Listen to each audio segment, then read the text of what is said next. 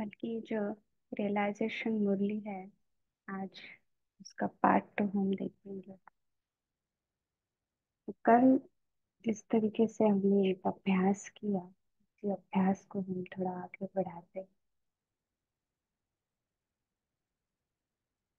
कल हमने देखा या देखने का प्रयत्न किया कि किस तरीके से कौन कौन से मुखौटे मास्क हमने धारण किए या लगाए हैं। कौन कौन से मुखौटे मास्क हमें छोड़ने हैं। इसी को आगे बढ़ाते हुए आज वापस हम ऑब्जर्वर बनते हैं, दृष्टा बनते हैं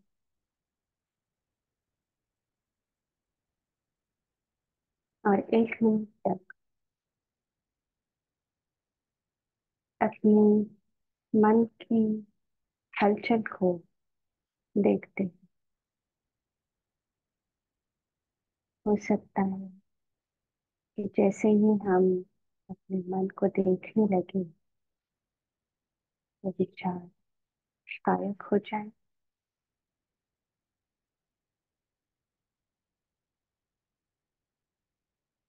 या उनकी संख्या, उनका वेग कम हो जाए।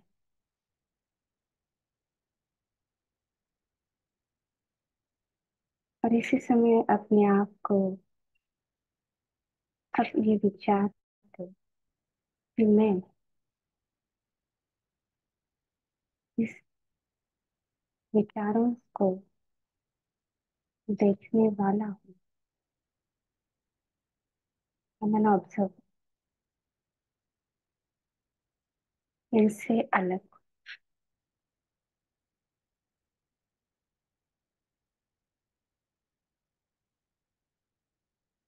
हो सकता है विचार केवल विचार है या कोई उसमें भावना भी मिक्स हो सकती है, फीलिंग्स हो सकती है।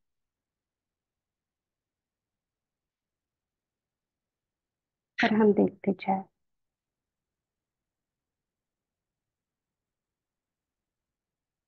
मैं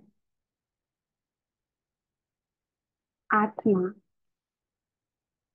एक दृष्टा, ऑब्जर्वर, देखने वाला हूँ।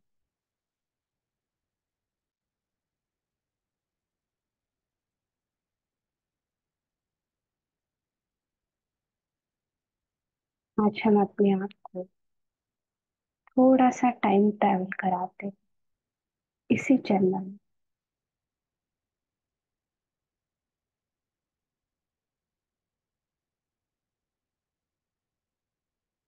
बचपन से शुरू कर देते हैं।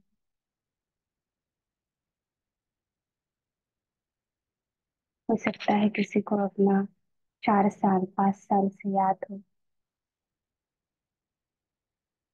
वो बचपन अपने सामने लाए कि कैसे कहा, क्या याद आ रहा है,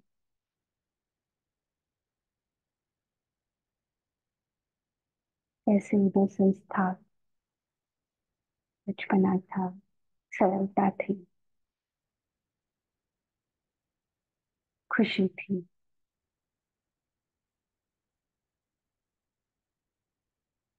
अब धीरे धीरे और आगे बढ़े और अपने आप को उस टीनेज में लेके जाए।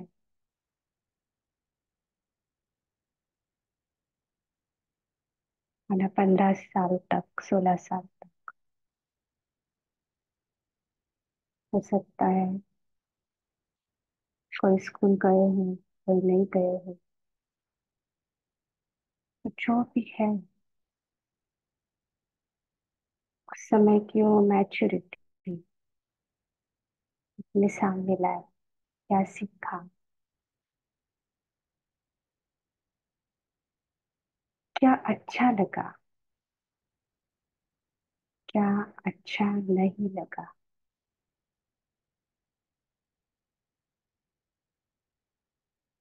बस देखिए।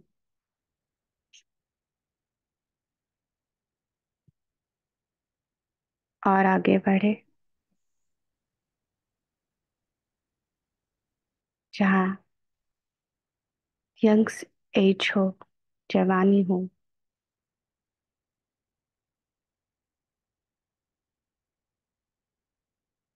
और उस समय की कुछ बातें याद करें।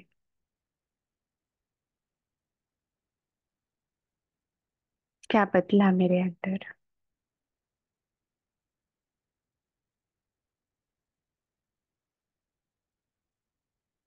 किस चीज का बुरा लगा, अच्छा लगा।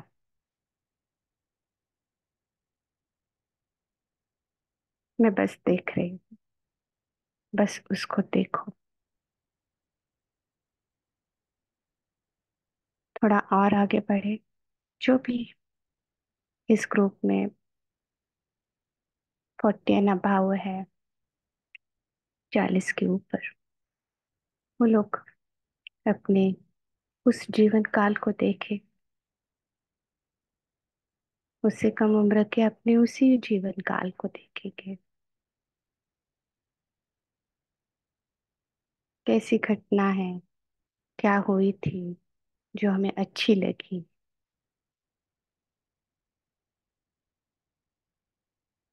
क्या चेंज हुआ बड़ा,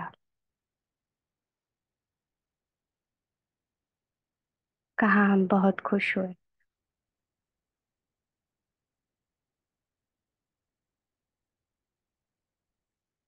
कहाँ हम दुखी हुए।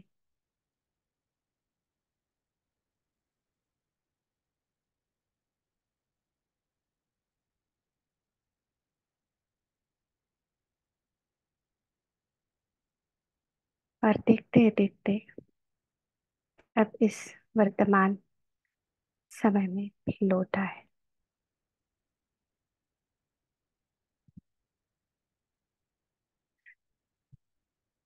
समझ आता है कि मैं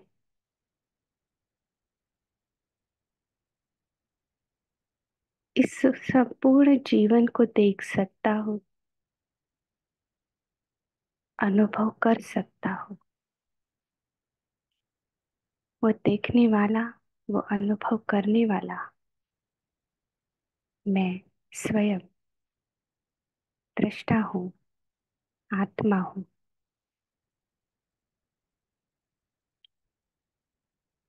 और जैसे ही कोई अच्छी या बुरी घटनाएं भी जब देखते हैं, तो समझ आता है कि इस दृष्टिपथ में मेरे पास चॉइस है, ऑप्शन है कि मैं किस विचार से जुड़ूं या किस विचार से नहीं जुड़ूं।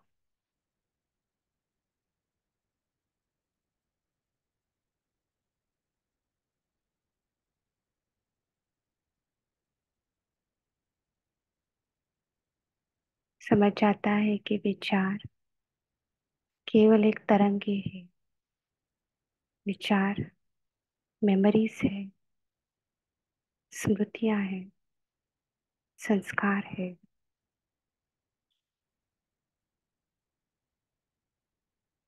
और जब मैं उसको इस तरीके से देखती हूँ, तो उससे अलग होना आसान हो जाता है।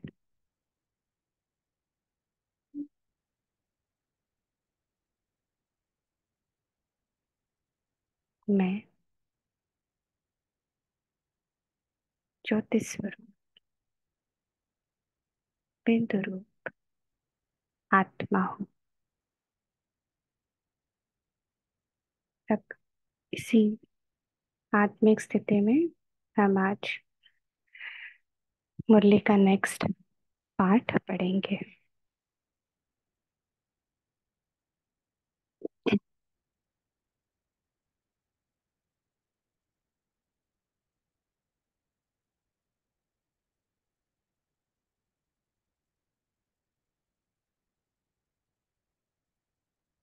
तो कल हम यहाँ तक आए थे कि रियलाइजेशन कोर्स बाबा ने हमको बताया कि रियलाइज करना कितना जरूरी है। और विजय का झंडा लहराने के लिए बाबा ने कहा कि रियलाइजेशन कोर्स शुरू करो। तो बाबा के सामने पार्टियां रहेगी, इसलिए आगे की जो मुरली होगी, वाणी होगी, वो पार्टियों के साथ की मुलाकात होगी।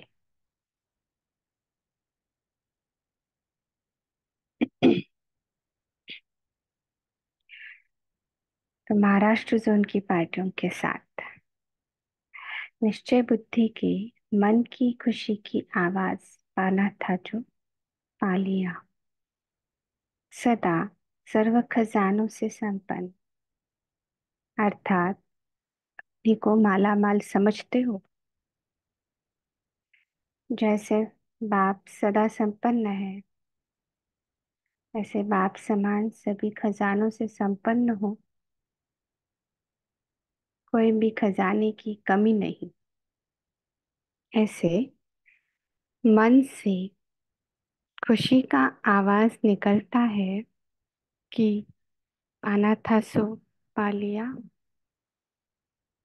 मुख का आवाज निरंतर का नहीं हो सकता, लेकिन मन का आवाज निरंतर अविनाशी है। तो यह मन से आवाज निकलता है कि पा लिया है, अंदर से आता है। यहाँ भी समझते हो कि पाएंगे, पा तो रहे हैं। अटल निश्चय बुद्धि बच्चे बन गए हो। बच्चा बनना अर्थात अधिकारी बनना। कभी भी अपने में भी संशय ना हो, संपूर्ण बनेंगे या नहीं, सूर्यवंशी बनेंगे या चंद्रवंशी। सदा निश्चय बुद्धि। जैसे बाप में निश्चय है, वैसे स्वयं में भी निश्चय। स्वयं में अगर कमजोरी का संकल्प उत्पन्न होता है तो कमजोरी के संस्कार बन जाएंगे। जैसे कोई एक बार भी शरीर से कमजोर हो जाता है, थोड़े समय में तंदुरुस्त नहीं बन सका, तो कमजोरी के जम्स पक्के हो जाते हैं। ऐसे व्यर्थ संकल्प रूपी कमजोरी के जम्स अपने अंदर प्रवेश नहीं होने देना, नहीं तो उनको खत्म करना मुश्किल हो जाएगा। जो भी ड्रामा के सीन देखते हो, चाहे वह हलचल की सीन हो या अचल की सीन, लेकिन दोनों में निश्चय। हलचल की सीन में भी कल्याण का अनुभव हो, ऐसा निश्चय बुद्धि। वातावरण हिलाने वाला हो, समस्या विकराल हो, लेकिन सदा निश्चय बुद्धि, इसको विजय, इसको कहते हैं विजयी। तो निश्चय के आधार से विकराल समस्या भी शीतल हो जाएगी। तो बाबा हमेशा चार निश्चय बताते हैं। एक है बाबा के ऊपर निश्चय, एक दूसरा है स्वयं के ऊपर, तीसरा है ड्रामा के ऊपर, और चौथा है संगठन, ब्राह्मण आत्मा, परिवार के ऊपर। बाबा हमेशा इसकी बात करते हैं अव्यक्त मुरली में। इसके ऊपर एक अलग मुरली भी बाबा ने बहुत डिटेल में चलाई है। तो ये बाबा हमको बता रहे हैं अलग अलग एस्पेक्ट से, घटक से, कि बाप पे निश्चय है, ठीक है, तो स्वयं पे भी निश्चय होना चाहिए। स्वयं पे निश्चय है तो आगे हमको जो भी परिस्थितियां सामने आती है उनका सामना करना पड़ता है, तो उसमें भी हमारी स्थिति डगमग ना हो, स्थिर रहे। इसलिए बाबा कहते ड्रामा। तो ड्रामा को जो नॉलेज दिया है उसके ऊपर निश्चय। और परिस्थितियां कभी कभी संगठन द्वारा आती है, ब्राह्मण आत्माओं द्वारा आती है, तो उसमें भी हम हमारे पास क्वेश्चन मार्क ना हो कि ये ऐसे कैसे। इसलिए इसके ऊपर भी बाबा ने बताया है कि इस पे भी निश्चय, ताकि इसमें हम इन चारों चीजों में हम देखें और अपने आप को स्थिर करें।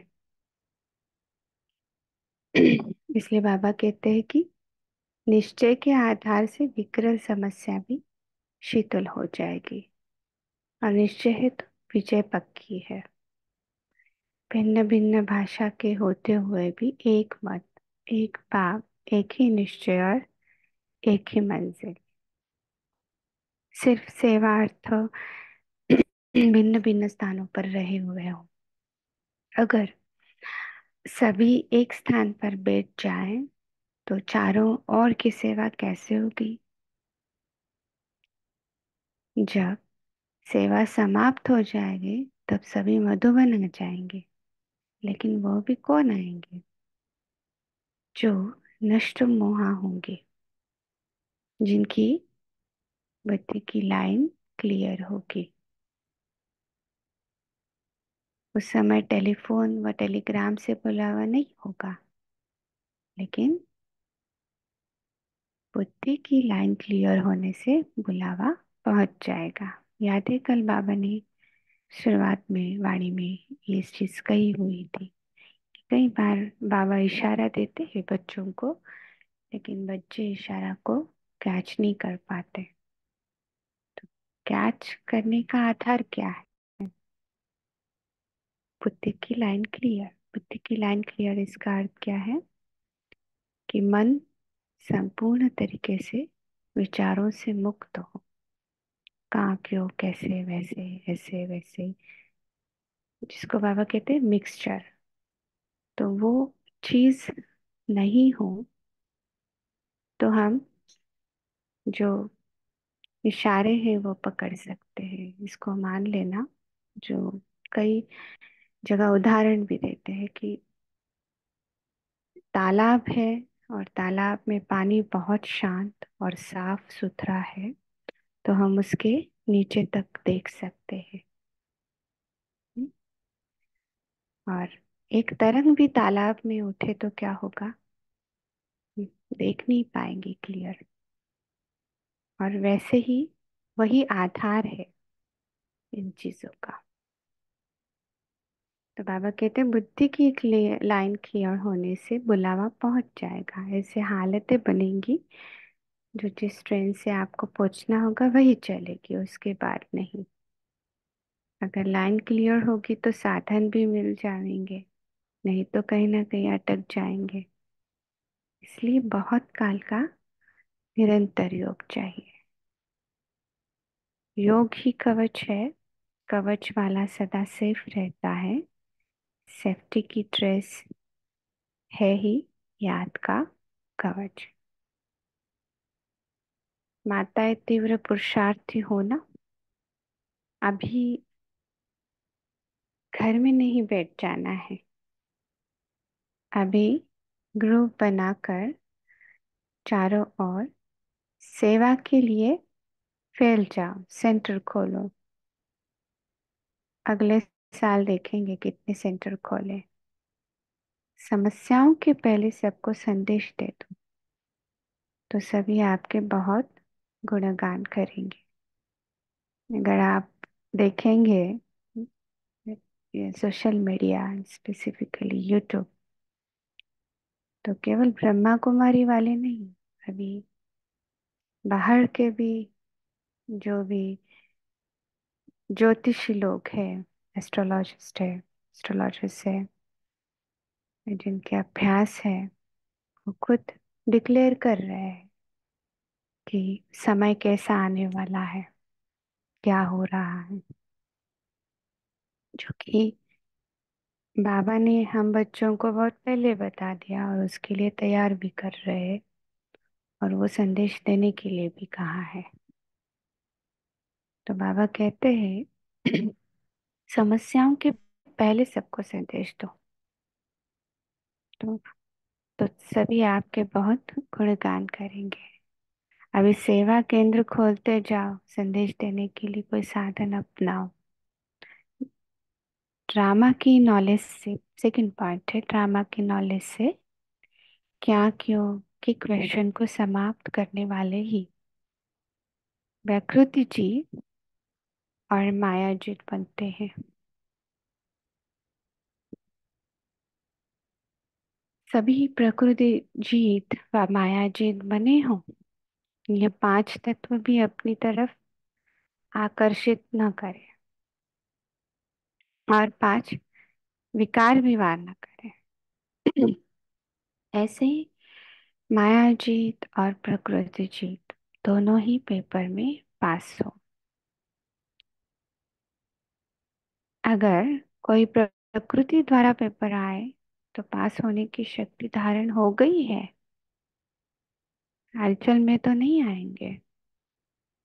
जरा भी हलचल में आना अर्थात फेल। यह क्या, यह क्यों, ये क्वेश्चन भी उठा तो क्या रिजल्ट होगी। अगर जरा भी कोई प्रकृति की समस्या वार करने वाली बन गई तो फेल हो जाएंगे। कुछ भी हो, लेकिन अंदर से सदा यह आवाज निकले, वह मीठा ड्रामा। इतना ड्रामा का ज्ञान पक्का किया है तो आप सबको याद है या नहीं। एक सेशन इस पे हमने लिया था, हम सभी ने इस पर डिस्कस किया था कि जो सृष्टि चक्र बाबा ने बताया है कि क्या है, उसको कौन कौन से एस्पेक्ट से हम उसको देख सकते हैं, कौन कौन से एंगल से हम उसको देख सकते हैं, और किस तरीके से उसके आ, गहराई में हम जा सकते हैं। तब तक ड्रामा पक्का नहीं होगा, तब तक ड्रामा का ज्ञान पक्का नहीं होगा। जैसे कल हमने देखा कि रियलाइजेशन कोर्स ये बाबा ने क्यों कहा। देखिए, 7 दिन का जो कोर्स हमने किया वो केवल एक इंफॉर्मेशन है। तो ज्ञान को इंफॉर्मेशन की तरह हम ले रहे हैं या उसको अप्लाई कर रहे हैं, इसमें डिफरेंस आ जाता है, जिसको बाबा कहते हैं वर्णन करना। तो वर्णन करने कर किया या उसको धारण किया, उसको रियलाइज किया, इसमें अंतर है। तो ड्रामा का ज्ञान भी उसी तरीके से हम, जो भी हमारे पास सिचुएशंस आते हैं, संकल्प, अ, उसको अप्लाई करते करते, उसको देखते देखते ही हम पक्का कर सकते हैं उसको। या जब अच्छी बात है तो ड्रामा है, हलचल की बात है तो हाय हाय हाय क्या हुआ, संकल्प में भी ना आए, ऐसे मजबूत हो, ये बाबा पूछ रहे हैं। क्योंकि आगे चलकर अब ऐसी समस्याएं प्रकृति द्वारा भी आने वाली है। प्राकृतिक आपदाएं तो दिन प्रतिदिन बढ़ने वाली है ना। तो ऐसी स्थिति हो जो कोई भी संकल्प में भी हलचल ना हो, ऐसे अचल और अड़ल अड़ोल बने हो। तो अगर बहुत समय का, तो बहुत समय माना कौन से, कितना समय, ज्ञान के कितने साल, ये समय बाबा कभी नहीं कहते हैं। पुरुषार्थ सेकंड सेकंड का है। हम्म, तो सेकंड सेकंड जो है उसमें हम अपने आत्मा अभिमानी की स्थिति बनाए। हम्म, जो दिन में जो जो परिस्थितियां हमारे साथ आती है, सामने आती है, भले वो किसी आत्मा के द्वारा हो या किसी अन्य के द्वारा हो या अपने खुद के ही संस्कार हो, उसमें हम उसको देखते हुए, जो उसको समझते हुए हम चेक करें, चेंज करें। और इसलिए पुरुषार्थ सेकंड सेकंड का है। बैठ करके योग, बैठ बैठ करके योग नहीं हो सकता। हाँ, बाबा ने जो समय बताया है उसमें जरूर हम बैठ करके कभी याद के प्रैक्टिस करें, अनुभव करें, वो बात अलग है। लेकिन हमेशा याद रखें कि पुरुषार्थ हर सेकंड का है, और उसमें हम अपने आप को चेक और चेंज कर सके तो हम विनर है। और कोई अलग सी पुरुषार्थ नहीं है। तपस्या किसको कहा गया है? इसी को कहा गया है, क्योंकि जो कर्म हमने किए हैं वो हमें प्रकृति द्वारा या अन्य किसी आत्मा द्वारा हमारे सामने आ सकते हैं। अब इसको कैसे क्रॉस करना है वो हमारे ऊपर है। और सबसे बड़ा, प्रकृति द्वारा आना मतलब क्या? कर्म भोग के रूप में। प्रकृति माना पहला अपना शरीर, क्योंकि वो 5 तत्वों से बना हुआ है, तो कर्म भोग के रूप में आ सकता है। वो एक भाग है। बाकी के अन्य तो आप जानते हैं, संबंध है और कई अलग अलग परिस्थितियां हैं। तो जितना आ रहा है अच्छा है, उसको वेलकम करें। और ताकि हम उतना चुक तो कर रहे हैं, we are paying and we are paying off our karmas. और उसमें हम क्या लर्न कर रहे हैं, ये सबसे बड़ी बात है। अगर ये हम देख पाए तो हम ड्रामा क्या है, और ड्रामा में बाबा हम बच्चों को किस तरीके से गाइड कर रहे हैं। जो पापा कहते हैं ना, मैं डायरेक्शन दे करके बच्चों को मंजिल तक पहुंचाता हूँ। तो हम उस भवसागर से बाबा कैसे पार कराता है, जो है ना, गाय नैया पार कराता है, तो वो उसको समझ पाएगा। नहीं तो बाबा जो कह रहे हैं कि हाय हाय बाबा के बजाय हाय हाय हो सकती है, तो वह ना हो। तो आने वाली हर परिस्थिति हम इसलिए पेपर के रूप में देखें, और उसमें मुझे कहाँ पे बदलना है वो देखे। तो हर समय हर सेकंड का पुरुषार्थ है, और वही बहुत काल का अभ्यास हमें आगे बढ़ाएगा, विजयी बनाएगा। 1 सेकंड में पास हो जाए, इसका अभ्यास चाहिए। अगर यह भी सोचो कि योग लगाए, याद में बैठे, तो अभी सेकंड तो बीत जाएगा, युद्ध में ही शरीर छोड़ देंगे। ये अभी आपसे बात, सभी से बात करते हुए मुझे एकदम से याद आया कि जो अ, अभी की बात की हमने कि बहुत सारे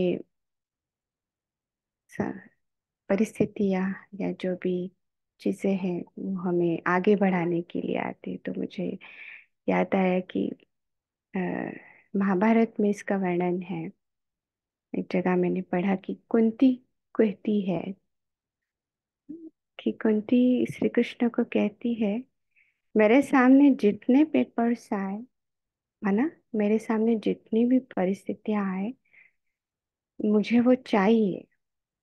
क्यों? क्योंकि वो मुझे या, कृष्णा तुम्हारी याद दिलाती है, और तभी मैं तुमको याद कर सकती हूँ। तो कर्मयोग के बारे में उसका वर्णन है गीता में।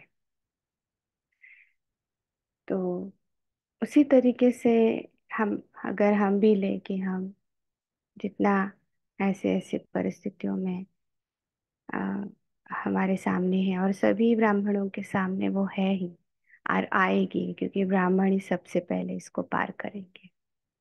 क्योंकि हम ही वो है जो जो बाबा कहते हैं गोवर्धन पर्वत उठाने के लिए यहाँ पे है। तो उसमें फिर क्या बड़ी बात है ना। तो हमको पार करना ही है। और वही यही चीज हम इसमें याद रखें, ताकि हम हमें वो मोटिवेशन, वो उमंग और उत्साह मिलता रहे। बाबा कहते हैं ये भी सोचा कि योग लगाए, याद में बैठे तो 20 सेकंड तो बीत जाएगा, युद्ध में ही शरीर छोड़ देंगे। ये ये जो चीज है, ये बाबा क्यों कहते हैं, जो साकार वाणी में आती है, अंत मध्य सो गति। हम्म, आप अंत मना शरीर छोड़ते समय चेतना की जो स्मृति है, उस आधार पर सब आगे का निर्भर है, उसका बर्थ, जो हम जन्म कहते हैं। तो अगर छोड़ते समय हम आत्मा स्थिति में ना होते हुए किसी और चीज में है, तो उसी अनुसार हमारा आगे का चीज रहेगा। तो इसलिए बाबा उसको बहुत सिंपल वर्ड में कहते हैं, अंत्यमति सुगति। तो पुरुषार्थी जीवन में युद्ध करते करते शरीर छूटा तो रिजल्ट क्या होगी, चंद्रवंशी बन जाएंगे। इसलिए हर एक सदा 108 की माला में आने का लक्ष्य रखो। तो इसमें इसको इस एंगल से देखो कि हमेशा लक्ष्य ऊंचा रखना चाहिए, है ना। अ, कि मैं क्या अनुभव करना चाहती हूँ, मैं क्या अनुभव स्पिरिचुअल इस यात्रा पर, इस जर्नी पर मैं मेरा मेरा अनुभव क्या हो, मैं क्या चीज जान सकती हूँ, मैं कौन हूँ, इस पहेली को मैं सुलझा सकती हूँ क्या। हम्म? तो इसलिए बाबा हमें वही ऊंचा लक्ष्य देते हैं कि 108 में मालक में आने का लक्ष्य रखो। लक्ष्य श्रेष्ठ होगा तो लक्षण ऑटोमेटिकली आ जाएंगे। 16,000 का लक्ष्य कभी नहीं करना। नंबर 1 आने का पुरुषार्थ और लक्ष्य रखो। शक्तियां सदा शस्त्रधारी, श्रृंगारी, मूरत और संहार करने वाली दोनों ही स्वरूप में स्थित रहती हो। कभी रोने वाली तो नहीं हो ना, सदा हर्षित, मन से भी रोने वाली नहीं। जरा भी माया से हार हुई तो मन से रोना होता है। माताओं को तो सदा खुशी में नाचना चाहिए, क्योंकि ना उम्मीदवार से उम्मीदवार हो गए। ये अंडरलाइन है, क्योंकि स्त्री का इससे पहले, बाबा आने से पहले, जो था समाज में एक तरह का स्थिति कहे हम, पद कहे, वो ठीक नहीं था। तो उसको बाबा ने आगे बढ़ाया है। इसलिए बाबा कहते हैं ना उम्मीदवार से उम्मीदवार हो गए, बाप ने सिर का ताज बना दिया। तो कितनी खुशी होनी चाहिए। पांडव भी माताओं को देखकर खुश होते हैं, क्योंकि शक्तियां हैं ही पांडवों के लिए ढाल। ढाल मजबूत होगी तो वार नहीं होगा। इसलिए माताओं को आगे रखने में पांडवों को खुश होना चाहिए। अगर स्वयं आगे रहेंगे तो डंडे खाने पड़ेंगे। शक्तियों को आगे रखेंगे तो पांडवों की भी महिमा है, आगे रखना भी आगे होना ही है। अपनी विशेषता को जानने वाले ही विशेष आत्मा बनते हैं। तीसरा पॉइंट।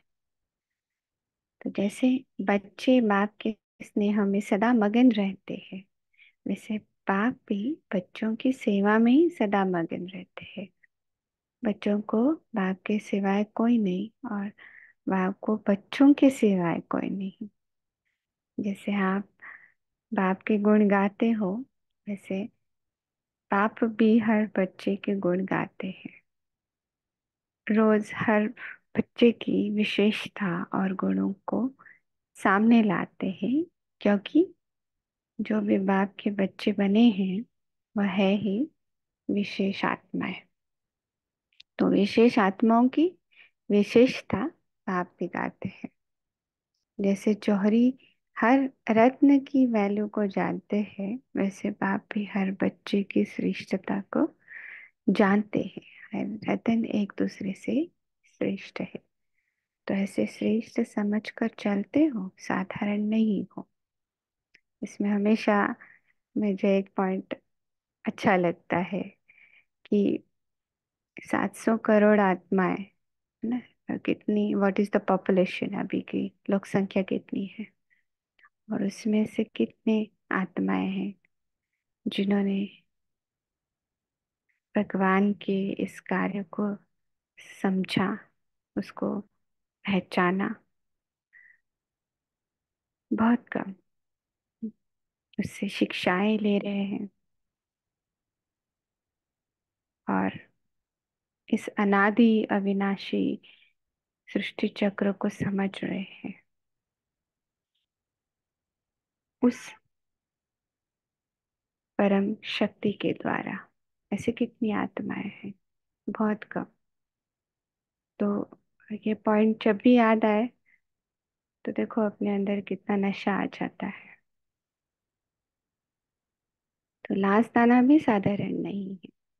बाप को जानने की विशेषता तो लास्ट में भी है। आप लास्ट नहीं लेकिन फर्स्ट जाने वाले हो। अभी कोई भी नंबर फिक्स नहीं है, सब सीट खाली है। सीट ही नहीं बची है। सीट ही बचेगी, सीट ले लेंगे। लास्ट वाला भी फास्ट जाकर फर्स्ट ले सकता है। माता पिता को छोड़ करके, माना मम्मा बाबा को छोड़ करके बाकी सब सीटें खाली है। अभी तकदीर आपके हाथ में है। भाग्य विधाता बाप ने तकदीर आपके हाथ में दे दी है। जो चाहे वो बनाओ। अभी इस संगम के समय को वरदान मिला है। जो चाहे, जैसा चाहे, जितना चाहे उतना बना सकते हैं। क्रिएटर, क्रिएटर की बात यहाँ पे बाबा कह रहे हैं कि वी आर द क्रिएटर। कलम हमारे हाथ में बाबा ने दे दिया है। हम्म, और उसको कितना खींचना है, कितना लंबा करना है, वो हमारे ऊपर है। तो ऐसे गोल्डन चांस को अपनाया है। सेवा का कितना भी विस्तार हो, लेकिन स्वयं की स्थिति सार रूप में हो। अभी अभी डायरेक्शन मिले, 1 सेकंड में मास्टर पीच हो जाओ, टाइम न लगे। सेकंड की बाजी है। 1 सेकंड की बाजी से सारे कल्प की तकदीर बना सकते हो। जितनी चाहो उतनी बनाओ। चौथा पॉइंट। संगम युग है वरदान युग। इस समय अपने को वरदानों से संपन्न करो। अभी संगम युग के विशेष वरदानों से अपने को संपन्न बना रहे हो। संगम युग को कहा ही जाता है वरदान युग। संगम युग पर ही असंभव संभव होता है। सर्व परिवर्तन का युग संगम युग है। तो ऐसे युग पर श्रेष्ठ पाठ बजाने वाले हीरो हीरोइन एक्टर हो, इतना सदा नशा रहता है। संगम युग पर ही सदा संपन्न का वरदान मिलता है। द्वापर से कभी कभी अल्पकाल का मिलता है। संगम युग को सदा काल का वरदान है। क्यों वरदान है सदा काल का, इस पर थोड़ा विचार करें सभी। क्यों कहा ऐसे सदा काल? अगर अभी भी कभी कभी का होगा तो सदा काल का कब होगा? संगम युग पर नाम ही है शिव शक्ति। जैसे नाम कंबाइंड है, वैसे सदा कंबाइंड रहो तो माया जीत बन जाएंगे। अभी कंबाइंड शिव शक्ति, भविष्य लक्ष्य भी कंबाइंड विष्णु रूप का, तो डबल कंबाइंड रूप हो ना। पांडव तो सदा याद में रहते हैं ना। पांडव और शक्तियों का अभी भी गायन चल रहा है। जिनका अब तक गायन चल रहा है उनका प्रैक्टिकल स्वरूप क्या होगा? सदा श्रेष्ठ स्वरूप नीचे आते ही क्यों हो? जब किसी को ऊंची सीट मिलती है तो कोई छोड़ता है क्या? आजकल देखो कांटों की कुर्सी को भी कोई नहीं छोड़ता। हम्म। आपको तो बाप दादा सदा सुखदायी स्थिति की सीट दे रहे हैं। फिर नीचे क्यों आते हो? किसी ने चैट में लिखा है मुरली पूरी हो गई है। कहाँ तक पढ़ना था? सॉरी।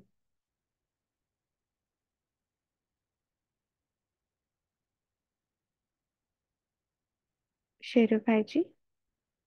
अ, कोई अनम्यूट करके बोलेंगे कहाँ तक पढ़नी थी? दीदी इसमें हमारे में तो ये सब नहीं है, चौथा पॉइंट भी नहीं है। पता नहीं ये कहाँ से आपने पढ़ा है। तो अगर यहाँ ही बंद करना है अभिजीत भाई जी का, क्योंकि हमारी बुक में भी नहीं है ये। हम्म। ओके, कोई बात नहीं, हम 1 मिनट साइलेंस में। और फिर दीदी आप ही कंटिन्यू कराना जैसे आपने कल कंडक्ट किया था ना। ठीक है। Thank you. Thank you. Om Shanti.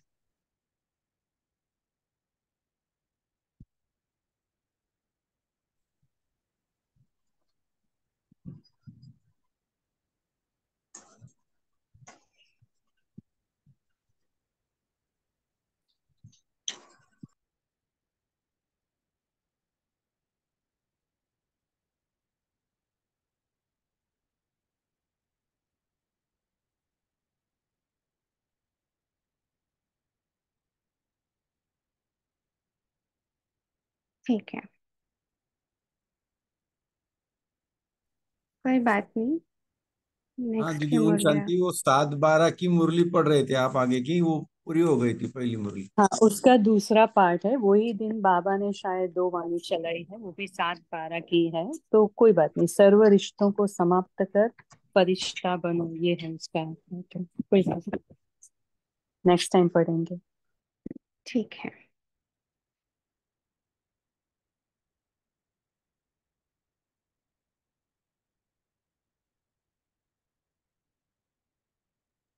हाँ, ठीक है। किसी को रिवाइज करने से पहले किसी को कोई क्वेश्चन आ रहा है इनमें जो हम ले सकते हैं? टाइम वैसे 10 मिनट है अकॉर्डिंगली। दीदी हमारा एक क्वेश्चन है जी। कि जो पापा ने स्टार्टिंग में निश्चय का कि निश्चय से विजय पक्की है, राइट? तो हम्म। उसका हमने प्रकृति जीत, माया जीत और 5 विकार के ऊपर अपना, क्योंकि हमको चेक करना है कि हमारा निश्चय अभी ग्रुप में है या फिर सेंटर में है या बाबा बाबा करते हैं तभी तो निश्चय पक्का है, लेकिन जब भी परिस्थिति आती है तभी निश्चय गायब हो जाता है। You hmm. No, just from अनुभव एक्सपीरियंस से हम्म। बोलते हैं। तो हम्म। निश्चय का लेवल हम कैसे चेक करें और उसको यूज करें ताकि विजय हमारी हो? तो इसके ऊपर आप शेयर करें प्लीज। Thank you. ठीक है। वास्तविक में निश्चय को मैं लेवल इस रूप से नहीं देखूंगी। इसका कारण है, अगर आपने नोटिस किया होगा तो निश्चय को बाबा बुद्धि के साथ जोड़ता है। राइट? आप किसी भी मुरली में देखो निश्चय बुद्धि ही आता है। तो जहाँ बुद्धि और मन, इन दोनों को हमें समझना पड़ेगा, तब तब हम समझ पाएंगे इस चीज को। तो निश्चय का बुद्धि के साथ क्या लेना देना है? तो जहाँ नीचे ऊपर विचार है, जहाँ दोलायमान स्थिति है, विचार है, उसका अर्थ है कि वो मन है, ना कि बुद्धि। जहाँ ऊपर नीचे विचार जा रहे हैं तो वो मन का काम है। उसको जानना कि वो मन है, और जहाँ एक स्ट्रेट लाइन है उसको जानना कि वो बुद्धि है। तो निश्चय कभी वास्तव में ऊपर नीचे कम ज्यादा ऐसा नहीं होता है। आपको निश्चय है तो निश्चय है, नहीं है तो नहीं है।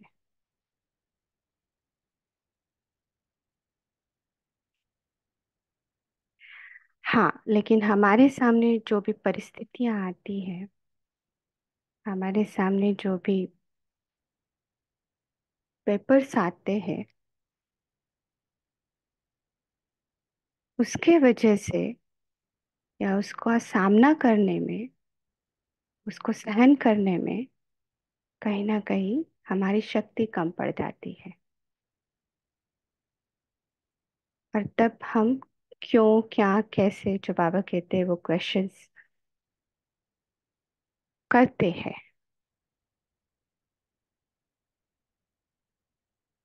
पर अगर हमारा निश्चय है तो हम उसको भी पार करेंगे। इस दो चीज में डिफरेंस समझ में आ रहा है आपको? जी दीदी, बहुत अच्छी तरह से आपने जो समझाया ना, एकदम क्लियर। Thank you. क्योंकि निश्चय कभी भी ऊपर नीचे नहीं है। अब मैं कभी भी इसको इस तरीके से नहीं लूंगी, क्योंकि मैंने आप लोगों को बताया कि मुझे पता नहीं मराठी कितना लोग जानते हैं, लेकिन इसमें एक बहुत सुंदर दासबोध में रामदास समर्थ ने कहा है, जे जेथे संकल्प विकल्प चालती तेथे जाणावे मन, जिथे निश्चयाचा महामेरू ते जाणावी बुद्धी। माना क्या? जहाँ पे जहाँ पे भी संकल्प विकल्प जो भी ऊपर नीचे हो रहा है, वो आपका मन है, ना कि आपकी बुद्धि। बुद्धि हमेशा एक लाइन है जहाँ निश्चय है। तो आपका निश्चय वास्तव में कभी भी ऊपर नीचे नहीं होता है। निश्चय है तो निश्चय है। कहाँ, क्यों, कैसे, आप कहीं ना कहीं मन के स्तर पर आ जाते हो, वहां पे आपकी चीजें हलचल में आ जाती है, लेकिन वापस ज्ञान से, ज्ञान और योग से आप उसको लेकर के आ सकते हैं।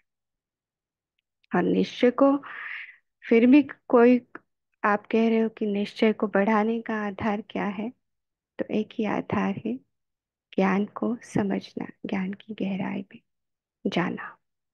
वही आपको तैर देगा। ठीक है। जी दीदी, thank you so much, amazing answer. Thank you, शुक्रिया। हम ग्रुप से रिक्वेस्ट शुक्रिया। करेंगे, अगर किसी को या ये सवाल है दीदी के लिए या फिर कोई पॉइंट शेयर करना है तो हैंड रेस करके बोल सकते हैं। ओम शांति। ओम शांति सिस्टर, कल आपने कहा था ना कि कुछ मैं समझी नहीं थी। अश्विनी सिस्टर बोल रहे हैं ना ये? जी। प्लीज थोड़ा खाली एक्सप्लेन कर देंगे। क्या एक्सप्लेन करूं? ओम शांति। अब मुझे क्वेश्चन ही नहीं समझ में आया, सॉरी। अच्छा, व्हाट? कल बोली आप बोल बहन जी। रहे थे। जी बोलिए, आप बोलिए। नहीं नहीं, आप क्या बोले, कौन सा क्वेश्चन का आप क्या बोल रहे हैं? ठीक से बोलिए कि क्या कल एक्सप्लेन आप करने बोल कल रहे हैं आप। अश्विनी सिस्टर को समझा रहे थे कि मैंने हिंट दे दिया है एंड में एकदम, जब मुरली खत्म हुई थी। फिर मैंने पूछा था कि कल थोड़ा एक्सप्लेन कर सकते हैं क्या। पर क्वेश्चन आपका है तो आपको याद क्वेश्चन रहना चाहिए था ना, ना मैंने क्वेश्चन। समझा नहीं क्वेश्चन। आपने कहा मैंने हिंट दे दिया है, बस इतना मैंने सुना। पर क्वेश्चन क्या था, किसी को याद है कुछ? अच्छा, याद नहीं है? अगर क्वेश्चन नहीं पता है तो हम आगे बढ़ेंगे। हाँ। और किसी ओम सदस्य को कुछ क्वेश्चन है दीदी, या फिर शेयर करना है? वो दीदी जो तारा दीदी ने क्वेश्चन किया था ना, उस पर आप एक्सप्लेन कर रहे थे। Okay, I got the point. तो मन को कैसा ऊंचा उठाए? हाँ हाँ, राइट राइट राइट। ओके। मन को ऊंचा उठाने की बात नहीं कही थी मैंने कहा था मन के ऊपर उठाया जाए। बात ये चल रही थी कि हम बोर्डम स्थिति में आते हैं। सबने मुझे कहा भी था कि यस, कि जब पुरुषार्थ में हम शुरू शुरू में आते हैं तो हाँ हम कैसे बहुत उमंग उत्साह में रहते, धीरे धीरे हम ढीले हो जाते। इस पर मैंने आप लोगों को आंसर दिया था। दो एस्पेक्ट बताए थे, तीन एस्पेक्ट बताए थे। दो उसमें से तीसरा था कि मन के ऊपर उठा जाए। और मन के ऊपर उठना क्या है? क्योंकि जो अभी मैंने कहा कि जहाँ इतने सारे विचार ऊपर नीचे हो रहे हैं, हम्म, तो मन ही इस सभी चीजों का कारक है। तो जो बोर्डम की स्थिति है, जो बोरिंग वाली स्थिति आ जाती है, वो वास्तव में मन की स्थिति है। मन के साथ का अटैचमेंट है, तादात्म्य है, मन के साथ की जुड़ने की वो स्थिति है। और उसका एक, मैंने कहा था कि अगर हम मन के से ऊपर उठ जाए, हम उसके ऊपर उठ जाए, तो हम इसको तोड़ सकते हैं। तो मैंने ऑलरेडी बता दिया था कि कर्मणा सेवा में आओ, संगठन में आओ, तो वापस हम बिल्ड कर सकते हैं चीजों को, है ना। या अपने आप को अलग अलग न्यूनेस, नवीनता में लाओ, आओ, कुछ नया नया पुरुषार्थ का चीज। क्योंकि मन क्या करता है, अलग अलग। अगर हम अपने मन को देखेंगे तो हम इसको सब समझ पाएंगे। तो मन का जो स्वभाव है, मन का जो नेचर है, उसको देखना आवश्यक है।